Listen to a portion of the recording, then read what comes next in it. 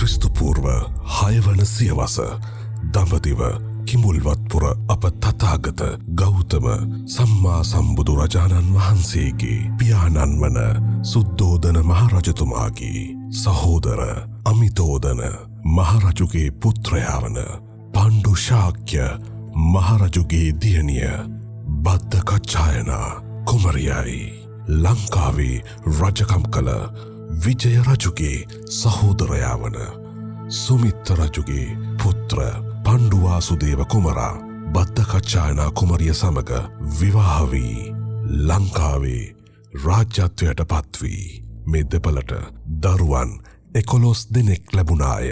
එකම දියණිය උන්මාද චිත්‍රාවන් හා දීඝායු කුමරුගේ ජේෂ්ඨ පුත්‍රයා වන දීඝගාමිනී කුමරුන් හා විවාහයෙන් පසු ලැබුණු එකම පුතු පණ්ඩුක අබේ නමින් මේ ලංකාදීපයේ රාජ්‍යත්වයට පත්වුණි.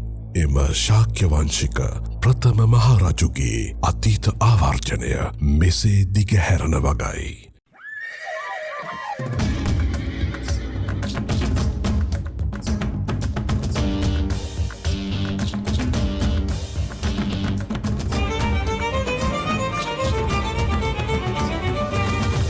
රැකුමට දේශයට ඕනෑ රජ පණ්ඩු මහවිරු පණ්ඩු කැලෑව රක්නට කැලේට ඕනෑ රජ පණ්ඩු මහවිරු පණ්ඩු ගොවිකම් කරනට ගොවියට ඕනෑ රජ පණ්ඩු මහවිරු පණ්ඩු මිනිසුන් රක්නට අපහට ඕනෑ රජ පණ්ඩු මහවිරු පණ්ඩු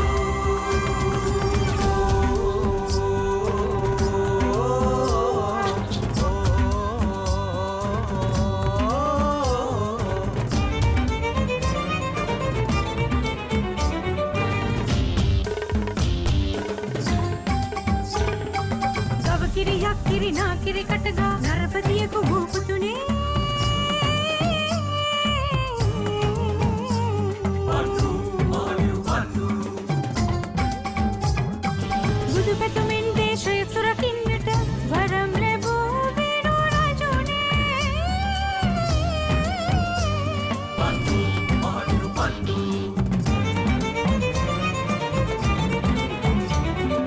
දේශේ රැකුමට දේශයට ඕනෑ රජ පණ්ඩු මහවිරු පණ්ඩු කැලෑව රක්නට කැලේට ඕනෑ රජ පණ්ඩු මහවිරු පණ්ඩු ගොවිකම් කරනට ගොවියට ඕනෑ රජ පණ්ඩු මහවිරු පණ්ඩු මිනිසුන් රක්නට අපහට ඕනෑ රජ පණ්ඩු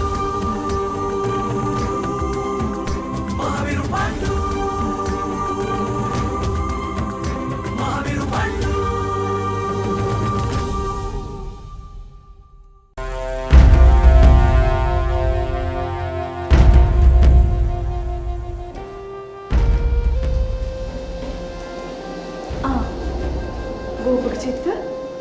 අවසර චිත්‍රා කුමරිනි. දීඝගාමිනී කුමරුන් මුණ ගැසීමට අවසි මාට. කුමරුන් කුටිය තුල සිටීද කුමරින් වහන්සේ? දීඝගාමිනී භූමි කුමරිය සමග මාළිගයෙන් පිටතට ගමන් කළා. නැවත පැමිණෙන තව පමාවෙන්. ගෝපක චිත්ත. කුමරිනි මා නුඹ මුණ ගැසීමට සුදුසු මොහොතක් එනතෙකුයි බලාගෙන සිටියේ. කුමන කාරණයක් පිළිබඳවද කුමරියනි ඔබ වහන්සේ මා මුණ ගැසීමට බලා සිටියේ? පවසන්න කුමක්ද සිදුවිය යුත්තේ? මාහට නුඹගෙන් උදව්වක් ඇවිස වී තිබෙනවා. මා මේ පවසන දේ නුඹ රහසක් හැටියට තබා ගන්න ඕනේ. විශේෂයෙන්ම දීඝගාමිනී හටවත් මේ ගැන පවසන්න එපා. හොඳමයි කුමරියනි. මා ඔබ වහන්සේ පවසන දේ කිසිවෙකුටත් පවසන්නේ නැහැ. ගෝපක චිත්ත. දොර මණ්ඩලයේ විකුම් පාන ගොපළු කොළුවා කවුරුන්දයි කියා මාහට දැන ගැනීමට අවශ්‍යයි. මා හිත පවසා සිටින්නේ මගේ පුත් කුමරුන් කියා. ඔබ දොර මණ්ඩල කරා ගොස් ඒ ගොපළු කොළුවා කවුරුන්දයි කියා විමසා බලා ගන්නට. ඔහු කවුරුන්දයි කියා දැනගන්නා තුරු මා සිටින්නේ නොයිවසිල්ලෙන්. කුමරියනි මා මාලිගේ නොමැති බව දියගාමිනී කුමරුන් දැනගත් පසු කුමරුන් මා ගැන සොයා බලාවි. මා කොහෙද යනවග? එයට අප කුමක්ද කරන්නේ? ඔහුට මා විශ්වාස කරන අන්දමේ කුමක් හෝ දෙයක් පවසා සිටින්න. ඒ කුමක්ද කියා මම කල්පනා කරන්න. නුඹ ඒ ගැන බිය ගන්න කාර්යයක් නැහැ.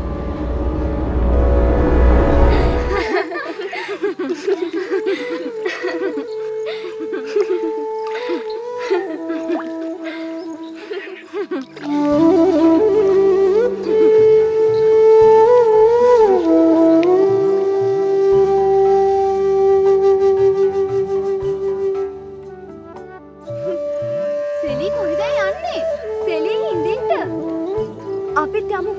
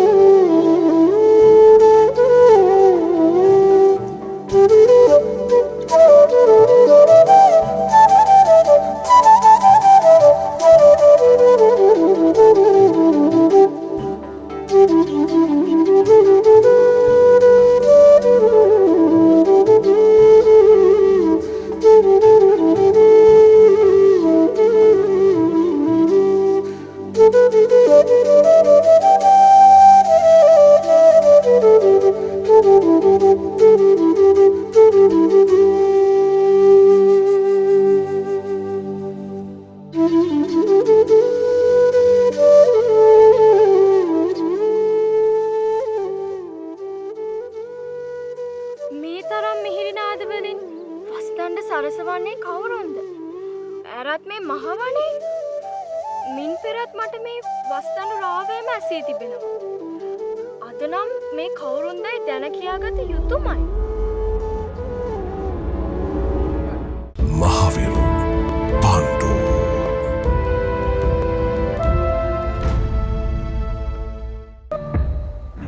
එහෙත් කුමරියනි දියගාමිනී කුමරුන් හට විශ්වාසය තැබිය නොහැකි පිළිතුරක් ඔබ වහන්සේ පැවසුවොත් කුමරුන් මා පිළිබඳව හැකවපද්දවා ගන්නේවිනේ. නැත නැත ගෝපක චිත්ත. දීඝගාමිනී නුඹ මාලිකේ නැති බව දැනගෙන නුඹ සොයනු ලැබුවොත් මා හැක නොහිතන ආකාරයට ඔහුට පවසා සිටින්නම්. නුඹ මා පැවසූ පරිද්දෙන්ම දොරමඩලට ගොස්සේ කොපුළු කොළුව කවුරුන්දයි කියා විමසා දැනගන්නට මාගේ සිත නම් පවසා සිටින්නේම ඔහු මාගේ පුත් කුමරුන් කියා. ගෝපක චිත්ත කුමරියනි මාට සත්‍ය පවසා සිටින්ට නුඹ දන්නවා නොවේද ඒ ගොපුළු කොළුවා කවුරුන්දයි යන වග? නුඹගේ එරියාවේ මාහට හැඟේ යන්නේ නුඹේ ගොපුළු කොළුවා කවුරුන්දයි කියලා දන්නා වගක්. නැත කුමරියනි මා එවැනි දෙයක් කලින් දැන සිටියා නම් ඔබ වහන්සේට සැලකොට සිටිනවා නේද? මා ඔහු කවුරුන්ද කියලා දන්නේ නැහැ. මාගේ නම් සිත පවසා සිටින්නේම ඔහු මාගේ පුත් කුමරුන් කියා. ගොපුළු කොළුවෙක් හට එවැනි වික්‍රමයන් පෑමට නොහැකි. මා දොරමඩල කරා ගොස් ගොපළු කොළුවා ගැන විස්තර දැනවිත් ඔබ වහන්සේට පවසන්නම්. එතෙක් ඉවසා සිටින්ට. ගෝපක චිත්ත මා මේ පැවසූ දේ රහසක් හැටියටම තබා ගන්න ඕනේ. මේ කිසිවෙකුවත් දැනගන්න අවශ්‍ය නැහැ. එසේ චිත්‍රා කුමරියනි මා මේ පිළිබඳව කිසිවෙකුටත් පවසන්නේ නැහැ. ඒ පිළිබඳව ඔබ වහන්සේ කිසිදු හැකයක් සිතේ තබා ගැනීමට අවශ්‍ය වන්නේ නැහැ. හොඳයි. එහෙනම් දැන් ඔපිට යන්න. එසේමයි. අවසර.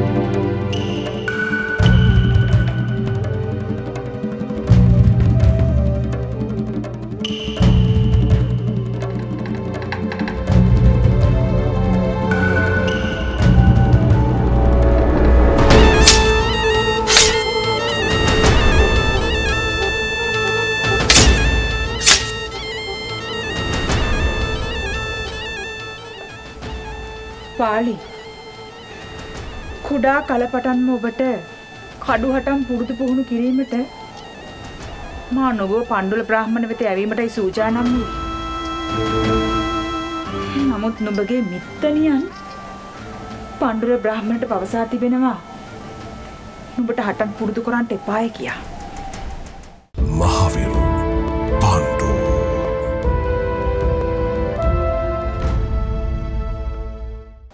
එවැනි දුෂ්ට තැනැත්තියක් ඔය බද්දකච්ඡායන. ඔවුන් දෙදෙනාම මෑණියන්ට වෛර කරනවා. අර භූමි ඇයත් එලෙසම තමයි. පාලි ඔවුන් කුමන අයුරින් මාහට එදිරිව සිටියත් මා නුඹව මේ උපතිස්ස රාජ්‍යයේ මහ බිසෝන් වහන්සේ බවට පත් කරනවාමයි. නුඹගේ චිත්‍රා නැන්දනිය තමයි මාහට බාධකයක්ව තිබෙන්නේ. එම බාධකය මන් ළඟදීම ඉවත් කරගන්නවා. මෑණියනි පාලි මාහට අවැසිව තිබෙන්නේ කෙදිනක හෝ නුඹව මේ උපතිස්ස රාජ්‍යයේ මහ බිසෝන් වහන්සේ බවට පත් කිරීමයි. නුඹගේ මෑණියන් අතින් ඒ දේ සිදුවනවාමයි. මා මාලිගය කරා ගොස් සිටි අවස්ථාවක චිත්‍රා නැන්දනිය පැමිණ මාහට බැන වැදුනා. ඇයි ඒ වගක් නුඹ කලින් මාහට පවසා නොසිටියේ? හැට කුමන අයිතියද මාගේ දීනේට බැනවදින්ට?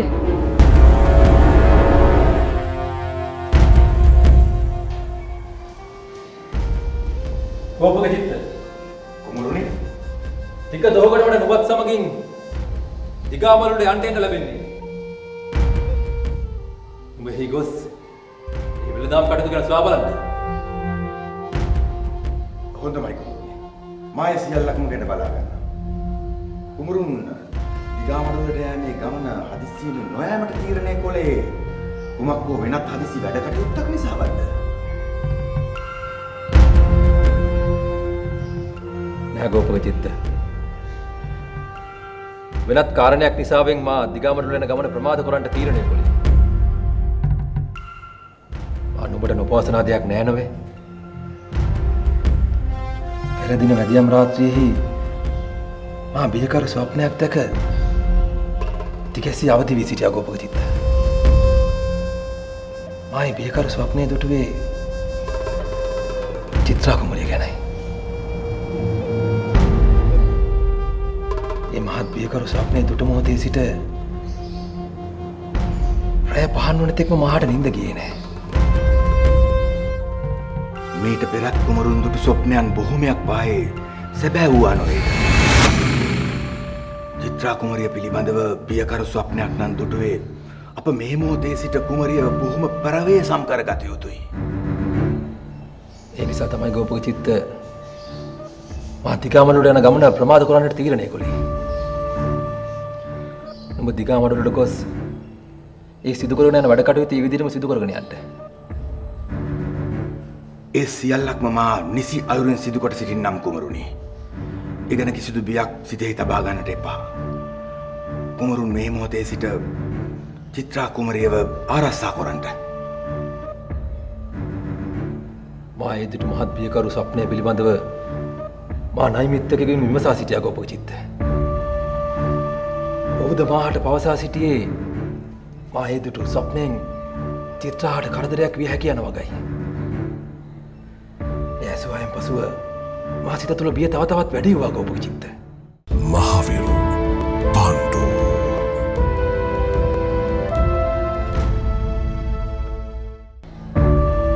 කුමක් සිදුවන්නට යනවාදයි මාහට වැටහෙන්නේ නෑ ගෝපක චිත්ත. කුමරුනි, චිත්‍රා කුමරිය හට අනතුරක් සිදුවනවා නම් සිදුවන්නේ ඇයගේම සොයුරන්ගෙන් මිස පිටස්තර අයෙකුගෙන් නොවේ. මෑණියන් ගොස් චිත්‍රා නන්දනිය සමගින් දබර වන බව දන්නා නිසයි මා මෑණියන් හට ඒ බවක් නොපැවසුවේ. මා නුඹගේ පියාණන් සමග සරණ බන්ධනයේ සිදු වූ දා පටන්ම ඔය නැන්දනිය සහ නෑනන්ඩියගේ මාහට සිදු වූයේ වෙනස්කම්මයි.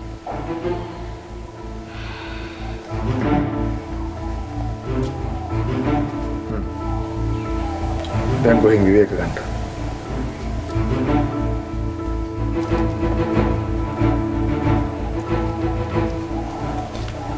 මගේ නැගණිය චිත්‍රාවන් සිරකරන්ට ඔබ පැවසූ අදහසට මගේ කිසිම විරුද්ධත්වයක් නැහැ. එයට සහයෝගය දෙන්න මම තීරණය කළා. ඊර්කණ්ඩ ශිව ඔබ මාගේ අදහසට මේ තරම් ඉක්මනින් අවනත වීමට හේතුව කුමක්ද? ඔබ මාලිගය කරා ගිය ගමනේදී කිසියම් වූ දෙයක් සිදු වී ඇති බවයි මාහට පෙනී යන්නේ. නැගණිය යයි සිතා මා අනුකම්පා කළාට අනුකම්පා කරන්නටවත් සුදුසු එකක් නොවන වකට ඈද ඔප්පු කොට සිටියා. ඇය ඔබගේ නුගුණ පවසමින් මට අභියෝග කළා. මේ උපතිස්ස රාජ්‍යයේ මහ බිසව වීමට ඔබට කිසි ලෙසකින්වත් ඉඩ නොතවන බවට. නුඹ දැන්වත් නුඹගේ චිත්‍රා නැගණිය පිළිබඳව අවබෝධ කොටගත්තා නම් හේ මට ඇති ගිරිකණ්ඩ ශිව. හැය අපගේ දියණියට දරුණු ලෙස බැන වැද තිබෙනවා. ඇයගේ මාන්නය පිඳ දැමිය යුතුමයි. ඒ වෙනුවෙන් සිදු කළ යුතු සියලුම දේ මා විසින් සිදු කරනවා. කිසි ලෙසකින්වත් හැකියාවක් තියාගන්න එපා නාගරාණී. චිත්‍රා නැගණිය මුළු ජීවිත කාලයටම ගල්ලෙනක හිර කොට තබා වේගෙන් පරිගමු.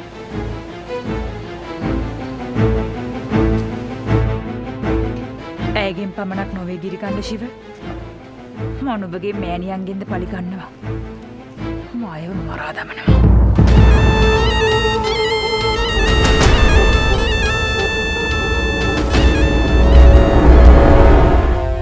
උඹේ පැවසූ වදන සත්‍යයක් ගෝපක චිත්ත. උන් චිත්‍රාගේ සොයුරන් නොවෙයි. උන් පෙර අත්භවයක වෛරයක් පිරිමැසීමට පැමිණි වෛරක්කාරයන් පිරිසක්. ඇයගේ වැඩිමාල් සොහොයුරු අබේ අයියන්ගේ සිත තුළ පමණයි අය පිළිබඳව මදක් කොලින්ගත ළමක් තිබෙන්නේ. අනෙක් සොයුරන් මාන බලන්නේ ඇයකින් පලි ගැනීමට. එසේ කුමරුනි. මහ බිසෝන් වහන්සේ පවසන ආදයකටවත් අවනතභාවයක් දක්වන්නේ නැහැ නව ඔවුන් නම දෙනාම. ඔබ වහන්සේ පවසන පරිදි අභය මහරජෝත්තමයන් වහන්සේගේ සිත නම් සියල්ලන්ම කෙරෙහි වුණ වෙනවා. මා ඒ දුටු ස්වප්නය මාහට පෙන්නුම් කළේ ඇයගේ සොහොයුරන් පිළිබඳව තමයි ගෝපක චිත්ත. ඔවුන්ගේ හැසිරීම දුටු විට මා දුටු ස්වප්නය පිළිබඳව මාහට තව තවත් බිය වැඩි වෙනවා. කුමරුනි, මහ බිසෝ තනතුර චිත්‍රා කුමරියට ලැබේ කියා කුමාරවරුන්ගේ බිසෝවරු චිත්‍රා කුමරිය පිළිබඳව දැඩි වෛරයකින් සිටිනා බව ඔවුන්ගේ කතා බහේදී මට දැනී ගියා. නුඹත් සමගින් ඔවුන් මේ පිළිබඳව කතා බස් කළාද ගෝපක චිත්ත? නැත කුමරුනි, නැත. මා පෙර දිනකදී බිසෝවරුන්ගේ රාත්‍රී භෝජන සංග්‍රහයකදී මා ඒ අසලින් ගමන් ගන්නා විටදී ඔවුන්ගේ කතා බහ මා සවනට වැසුණා. මා බිසෝ තනතුර පිළිබඳව තමයි ඔවුන් සියල්ලක්ම කතා බහ කර සිටියේ. චිත්‍රා කුමරිය පිළිබඳව දැඩි නොරිස්සුමකුණු ඔවුන් කතා බහ කළේ. ගෝපක චිත්ත, මට හැඟී යනවා මහා විනාශයක පෙර නිමිති පිළිබඳව. කුමක් වූ මහා විනාශයක් මේ මාලිගය තුළ සිදුවීමට යන බව පෙනී යනවා.